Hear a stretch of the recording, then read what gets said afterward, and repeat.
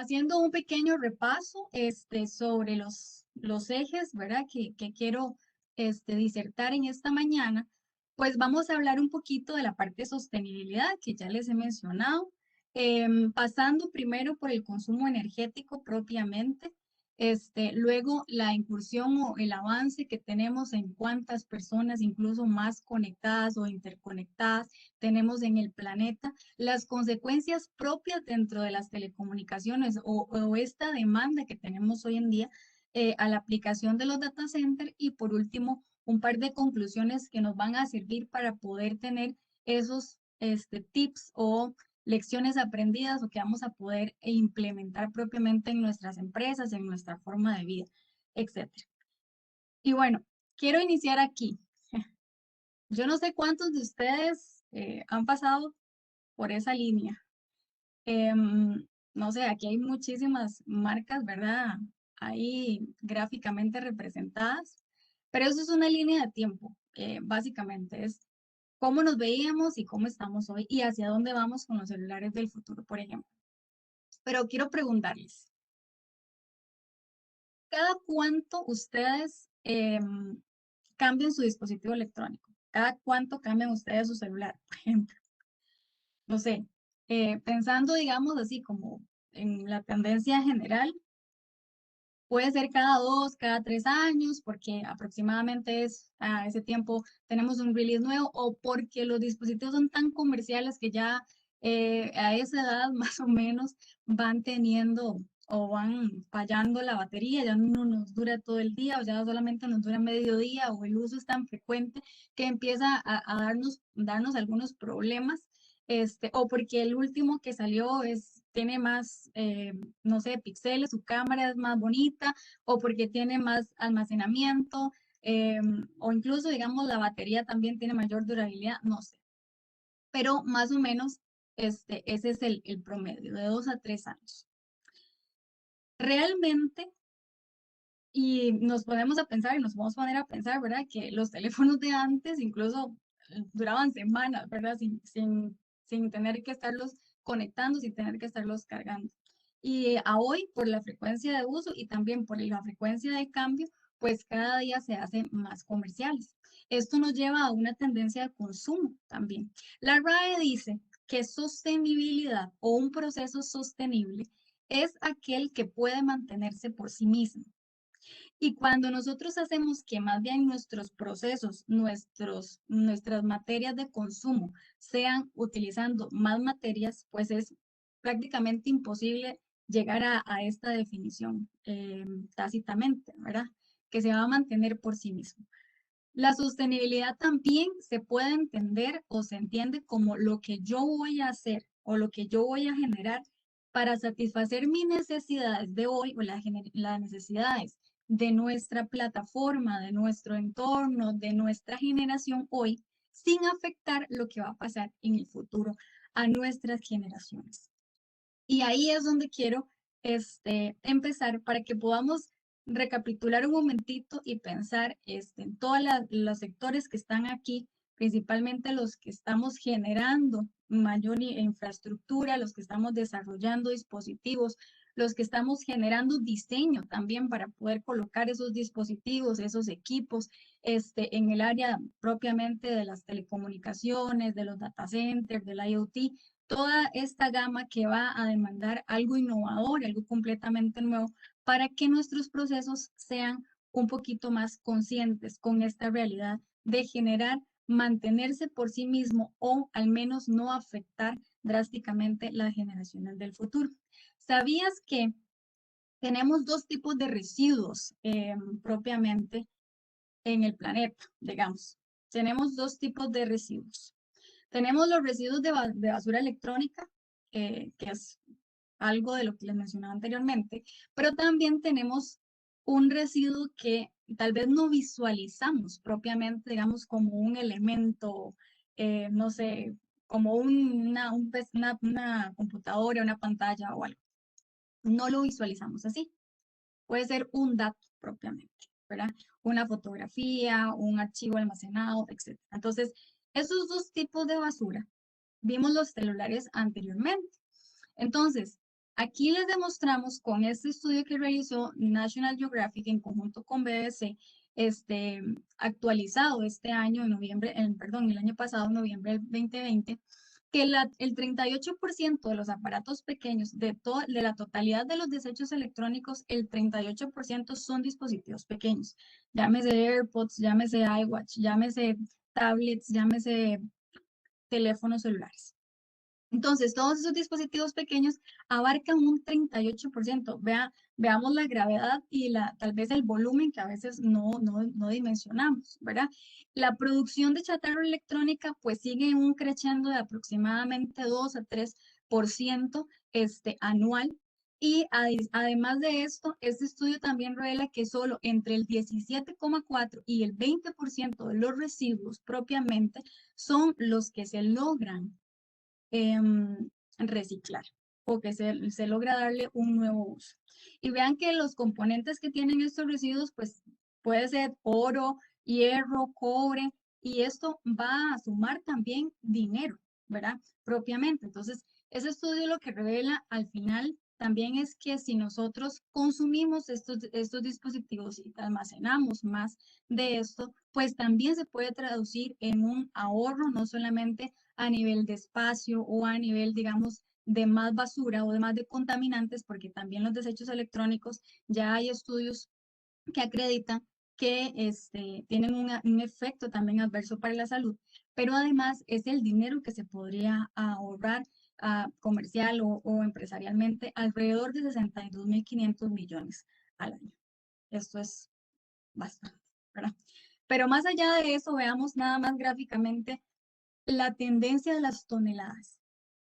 Tenemos aproximadamente aquí en el 2018 48,5. Para el 2019, de acuerdo al Global E-Waste de 2020 de la ONU, ya se reportaban 53,6 millones de toneladas. Y el mismo informe de este año, en el 2020, lo que nos dice es que la tendencia para el 2030, o sea, 10 años más, va a ser casi 20 millones de toneladas más.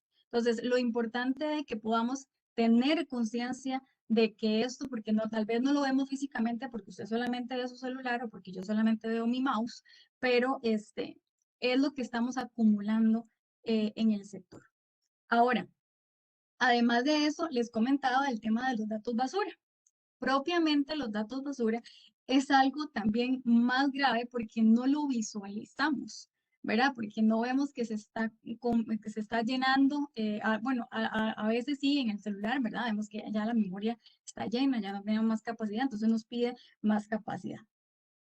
Hay un estudio que realizó Veritas Technology que habla de los datos basura, de los datos que nosotros almacenamos, no solamente personalmente, sino también corporativamente, a nivel empresarial. Y este estudio revela que el 56% de la población, pero más allá de las organizaciones encuestadas, lo que quiero aquí mencionarles es ese 1%, que solo un 1% de todas las empresas y las compañías encuestadas para este análisis decían que en los próximos 2 años no íbamos a tener o no iban a tener contacto con una nube o no iban a tener un gestor documental o algo por el estilo de almacenamiento. Entonces, eso lo que nos da como conclusión es que si no es el 100, es el 99% de todas las empresas que están utilizando una nube o están utilizando un servidor local o están utilizando algún medio para poder gestionar, almacenar sus datos. Sin embargo, usted sabe que para poder corporativamente, una herramienta de trabajo es su laptop, su PC, es su dispositivo. El 26,5% de los empleados, normalmente de los colaboradores, almacenan información personal en sus dispositivos, almacenan información en sus computadoras, en sus laptops. Pero si usted tiene su computadora con el escritorio y con los documentos y con con todas las herramientas que usted utiliza, sincronizadas con un OneDrive o sincronizados con un Dropbox o sincronizadas con alguna nube, usted se va a dar cuenta que lo que está haciendo es consumiendo información, perdón, almacenamiento solamente que tal vez no te es útil, que también no tiene una extensión, o buscamos en descargas y tenemos archivos de hace 3, 5 años que ni nos acordábamos que existían y ahí están, solamente consumiendo.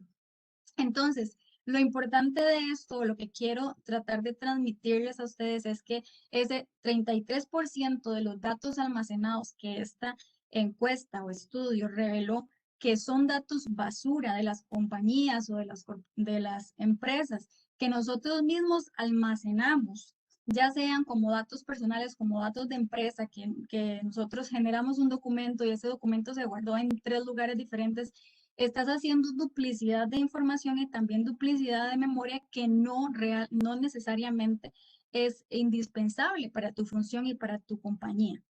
Entonces, esto lo que quisiera es como poder transmitir estos 2 factores claves de Veritas Technology, que al final hace como un balance y nos dice: necesitamos tener estrategias, y el enfoque estratégico de la gestión de los datos es clave para poder tener no solamente un ahorro en ese 33% bien aprovechado, sino que también esto se traduce en tiempo y se traduce en costo. Empresarialmente o corporativamente podríamos ver, es que la gestión de datos es almacenar un archivo, es guardar, pero tal vez despreciamos un poco la realidad de lo que significa la gestión documental en tu empresa.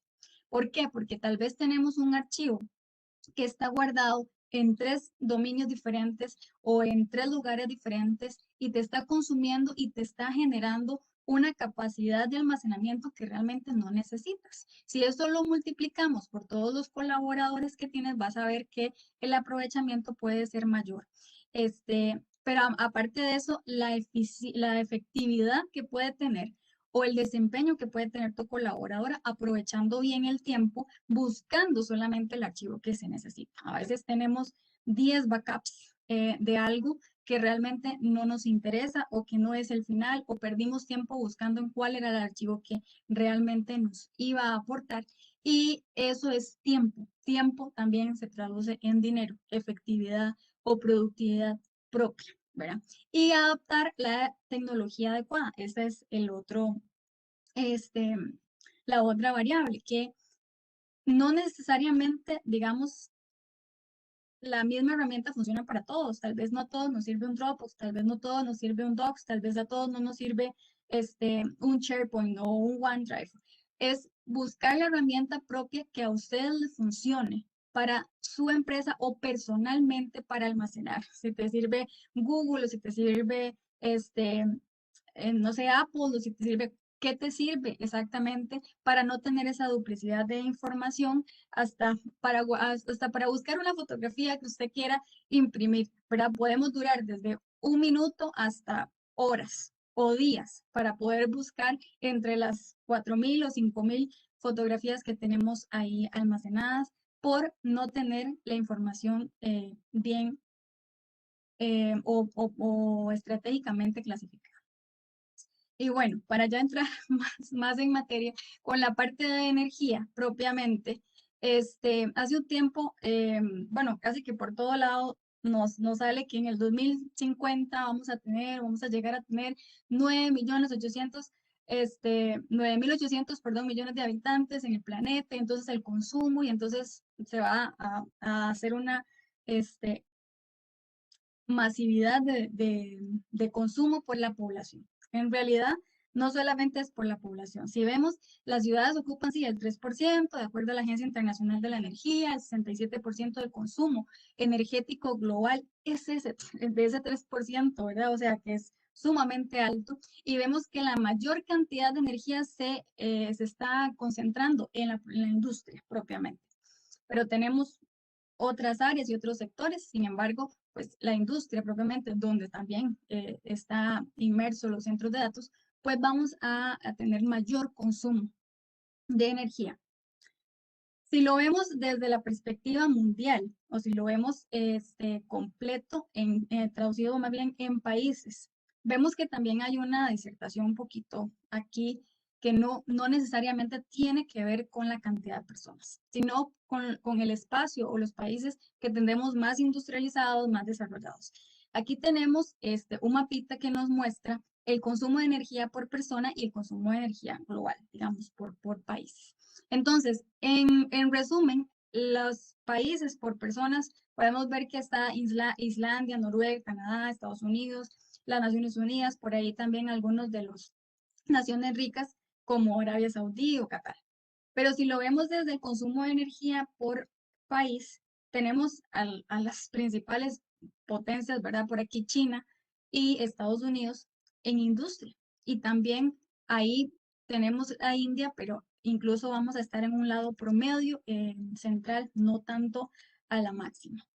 Entonces, para el 2020 y el 2021, prácticamente vamos a tener datos muchísimo más atípicos, ¿verdad? De lo que veníamos viendo en el 2019. ¿Por qué? Porque el año anterior, pues ya sabemos que por efectos de pandemia teníamos la demanda mundial de electricidad o sea, un 1% menos del consumo total con respecto al 2019. Pero para el 2021 ya se estaba viendo o se estaba empezando a percibir un incremento del 4.5%. Y esa es la expectativa que tiene la Agencia Internacional de la Energía, ¿verdad? Ahí incluso en el grafiquito de la derecha podemos ver cómo se estaría concibiendo a nivel mundial y en los países principales como ahí vemos a China, vemos a India, vemos a Norteamérica. Sí, y entonces vamos viendo cuál es el promedio. 2019, 2020, 2020, 2021. Y cómo se estaría escalando esto o extrapolando. Al final también es importante el dato a nivel del mundo porque tenemos ese 4.5%, ya estamos viendo que seguimos en la tendencia normal, vamos a seguir creciendo. Si vemos el gráfico, la parte superior, esta es la tendencia que tenemos del consumo de electricidad hasta el 2050. Y si nos proyectamos aquí también tenemos desde un 37,9 en el 2020 hasta un 51,2 en el 2050.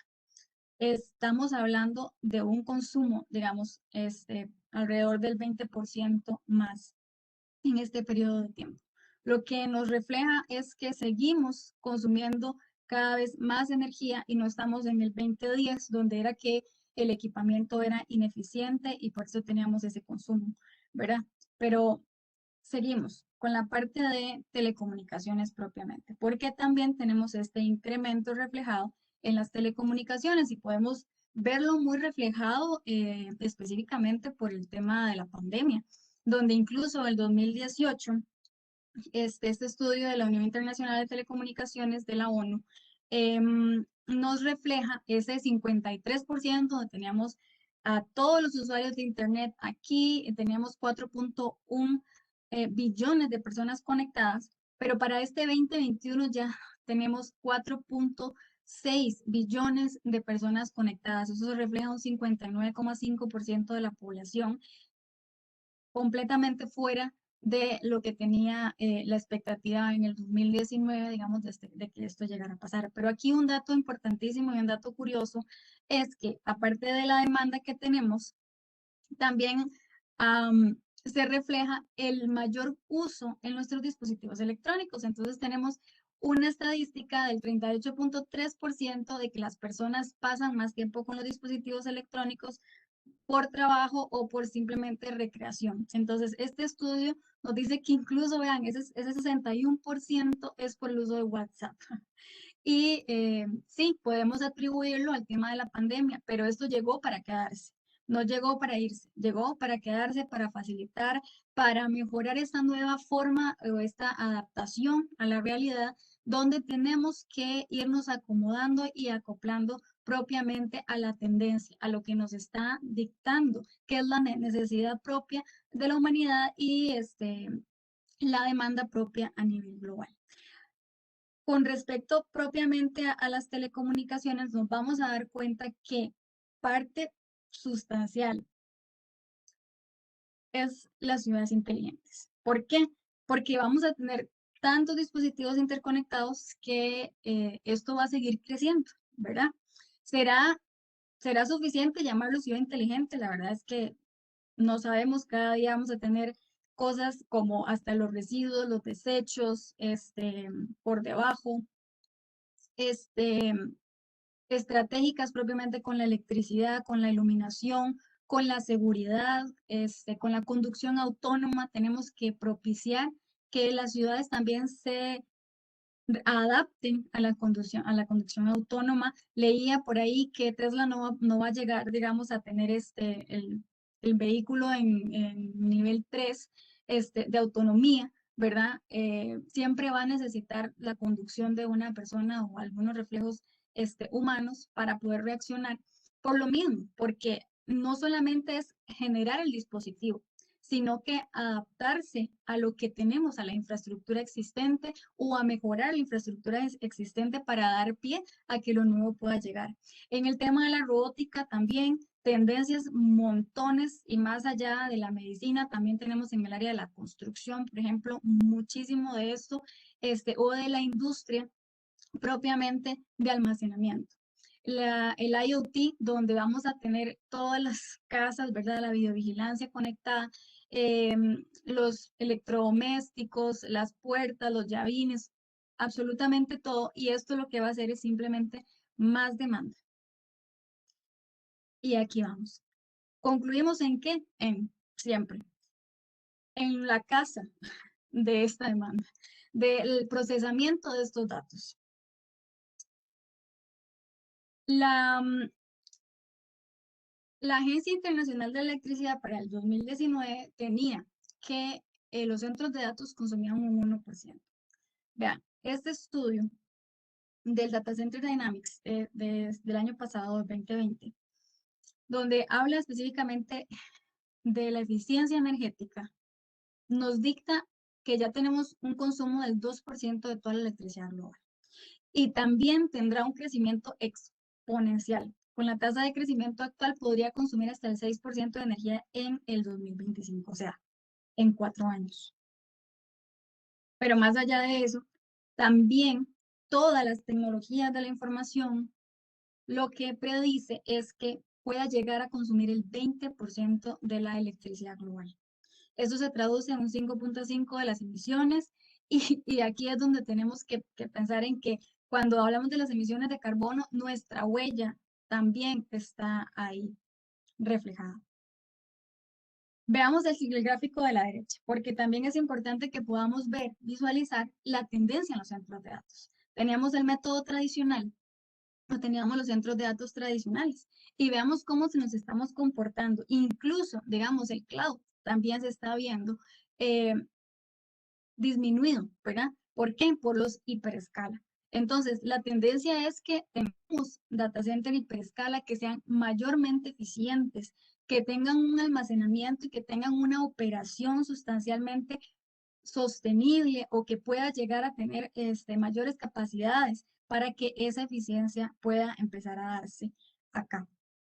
Este estudio de la Asociación Estadounidense para el Avance de la Ciencia también nos dicta una recalibración, ¿verdad? Básicamente en las estimaciones del uso de la energía propiamente dentro del centro de datos, donde estamos viendo eso, que no necesariamente es que seamos muy ineficientes, no, más bien esto es positivo. Lo que estamos diciendo es que llegamos a consumir más, pero que en realidad no es por ineficiencia en el equipamiento, sino tal vez en la estrategia para llegar a, pero siempre vamos a tener ese consumo adicional en los servidores, vamos a tener a dónde podemos compensar, básicamente, digamos, teniendo un aprovechamiento en el PUE, etcétera. Históricamente, la energía, ¿cómo se usa? Si vemos el grafiquito, donde por tipo de data center también estamos afirmando acá que el mayor consumo que se está viendo es de los data center hiperescala y no necesariamente de los tradicionales como era anteriormente. Entonces vemos una inversión de esto, aunque siempre vamos a tener que el mayor consumo, digamos, va a estar clasificado en los servidores y en la infraestructura del data center propiamente. Entonces, aquí llegamos a una conclusión, señores. Básicamente, ¿cómo puedo yo empezar a dejar y a marcar esta huella o empezar a ser propositivo, ¿verdad? ¿Qué puedo empezar a aportarle al sector para que podamos ser un proceso mayormente sostenible y podamos tener una sociedad encaminada a eso? Porque, como les decía, esto llegó para quedarse. Entonces, no vamos a detenernos, vamos más bien a buscar las estrategias siendo creativos, innovadores, con el conocimiento que ya hemos ido desarrollando por años. Entonces, aquí tenemos algunas pautas que me gustaría compartir con ustedes de este estudio del Data Center Dynamics, donde habla específicamente de reducir la carga de equipos informáticos. Aquí estábamos hablando de equipos eficientes, pero también la eliminación de servidores que no se utiliza o que debería empezar a utilizar la virtualización. Pero aquí llegamos al punto clave. Y el punto clave es que no consumamos datos que no necesitamos. No almacenemos datos que no necesitamos. Si mundialmente, si globalmente nos ponemos a pensar que una fotografía, cuánto almacenamiento es, y extrapolémoslo a toda la población, a todo el mundo, cuántos datos realmente podríamos, el almacenamiento podríamos reducir. Adicional a esto, gestión del flujo del aire. Sabemos que la parte de las cargas mecánicas o el enfriamiento, pues son importantísimas en el centro de datos, pero necesitamos direccionar propiamente el flujo del aire. Inyectar aire frío donde realmente se necesita y no necesitamos enfriar toda una sala para poder llegar a tener óptimas condiciones. Más bien eso nos puede hacer mayormente ineficientes. La temperatura ambiental y el nivel de humedad. Aquí es importantísimo que por más que yo quiera tener un data center en Guanacaste, tal vez no sea lo óptimo o el nivel de humedad no sea el óptimo. La temperatura ambiental no me permite hacer free cooling, no me va a permitir hacer otras estrategias pasivas para que podamos tener un confort interno tanto para las personas como para el equipamiento y lleguemos al deseable. Entonces, ubicar sigue siendo parte también de la siguiente estrategia de mejorar el sistema de enfriamiento, porque podemos ser estratégicos también con este emplazamiento, reduciendo la huella de carbono, vamos a ser mayormente eficientes, vamos a buscar condiciones climáticas que se adapten para que mi impacto sea menor, etc. Y aquí el clave también es sin desperdicio, reduciendo el PUE. Si vemos, digamos, cuánto se podría desperdiciar en la infraestructura o podemos equilibrar para que ese PUE siempre vaya a ser tendencia a 1, lo más cercano a 1, pues vamos a buscar también tener ese aprovechamiento propio del equipamiento contra la energía propia de la carga de TI. Además de esto, buscar estrategias de certificación o no necesariamente que usted se certifique o que su data center sea certificado, aunque si es comercial sería muy bueno. Tenemos la certificación de eficiencia energética para data centers de SEDA, tenemos LEED, diferentes rangos, Certified Gold, Platinum, podemos tener cualquiera utilizando las estrategias adecuadas. Tenemos Edge, tenemos BREEAM-S, que este BREEAM es básicamente la misma de LEED, pero en Europa. Pero aparte de eso, no es tener el sellito, sino por conciencia, señores, que podamos buscar una forma de implementar estrategias de ahorro energético. No solamente ahorro de energía, sino también ahorro de agua y ahorro de energía embebida en los materiales. Que eso es un impacto, es una huella generalizada. ¿Desde dónde salió el camioncito con el block, con el cemento, con la varilla, con la madera que usted va a utilizar? Todo eso es parte también del consumo energético que vamos a impactar si no se hace de una estrategia, una forma renovable, ¿verdad? Y adaptar estrategias de sostenibilidad en todo el ciclo de vida. A veces pensamos que la sostenibilidad es solamente el impacto de que, bueno, tengo WaterSense o tengo una etiqueta de eficiencia energética o tengo el equipo, no sé, o tengo la iluminación LED, etcétera. No necesariamente. Cuando tenemos un ciclo y un proceso establecido de eficiencia, pues vamos a tener desde la preparación y la concepción del proyecto hasta la operación y que ese ciclo se continúe. Por eso es que tenemos que ver un tipo de economía circular acá, donde el ciclo de vida del proyecto no acaba, simplemente vuelve, ¿verdad?